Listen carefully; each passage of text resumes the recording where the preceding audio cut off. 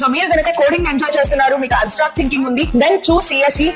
So aim for startups కి కానీ మీరు వెళ్ళొచ్చు అనమాట. సిఎస్సి చూస్ చేసుకోవడానికి దీనికి మీకు హెల్ప్ అవుతుంది. ఫస్ట్ థింగ్ గుర్తుపెట్టుకోండి, సిఎస్సి లో కోడింగ్ అనేది ఇంపార్టెంట్. అయితే మీరు సిఎస్సి తీసుకున్నాక సిఎస్సి తీసుకోవడం వల్ల అడ్వాంటేజ్ ఏంటి నేను మీకు చెప్తాను. మీకు ఇప్పుడు చాలా బ్రాంచెస్ ఉన్నాయి కదా డేటా సైన్స్ అని. అప్కమింగ్ బూమింగ్ కెరియర్స్ లో డేటా సైన్స్, డేటా అనాలిసిస్ట్ వీళ్ళ కూడా చాలా ఇంపార్టెన్స్ ఉంటుంది. Apart from artificial intelligence, machine learning కి చాలా మంచి ఫ్యూచర్ ఉంటుంది. డేటా సైన్స్, డేటా అనాలిసిస్ట్ వీళ్ళందరూ కూడా అవసరం పడతారు. బికాస్ ఆర్టిఫిషియల్ ఇంటెలిజెన్స్ తయారు చేయాలి అంటే డేటాని అనాలిసిస్ చేయాలి, డేటా సైంటిస్ట్ అవసరం. సో మెషిన్ లెర్నింగ్ అనేది ఆర్టిఫిషియల్ ఇంటెలిజెన్స్ కి హెల్ప్ అవుతుంది. బికాస్ మీరు ఒక మెషిన్ లెర్నింగ్ అంటే ఏం లేదమ్మా, మీరు ఒక మెషిన్, ఒక సిస్టమ్ కి నేర్పిస్తారనమాట. ఎక్కడి నుంచి డేటా కలెక్ట్ చేసుకోవాలి, ఎలా ఆ మెషిన్ అనాలిసిస్ చేయాలి, ఆ డేటాని అది మోడిఫై చేసి ఎలా రిప్లై ఇవ్వాలి, ఎలా దాని అవుట్పుట్ ఇవ్వాలి. సో మెషిన్ కి మీరు నేర్పిస్తారనమాట. సో మెషిన్ లెర్నింగ్ కూడా చాలా అవసరము. సో ఇవన్నీ కూడా సిఎస్సి బ్రాంచ్ మీరు తీసుకుంటే గనక మీరు థర్డ్ ఇయర్ నుంచి మీకు ఎలెక్టివ్ సబ్జెక్ట్స్ ఉంటాయి. సో ఆ ఎలెక్టివ్ సబ్జెక్ట్ మీరు డేటా సైన్స్ కానీ మెషిన్ లెర్నింగ్ కానీ కొద్దిగా నేర్చుకుంటే, సో ఈ రోజుల్లో అంతా మల్టీ స్కిల్స్ ఉన్న వాళ్ళు చాలా అవసరం కాబట్టి సో ఇవన్నీ మీకు చాలా హెల్ప్ అవుతాయి. ఇవన్నీ మ్యాథమెటికల్ బేస్డ్ అనమాట. ఓకే.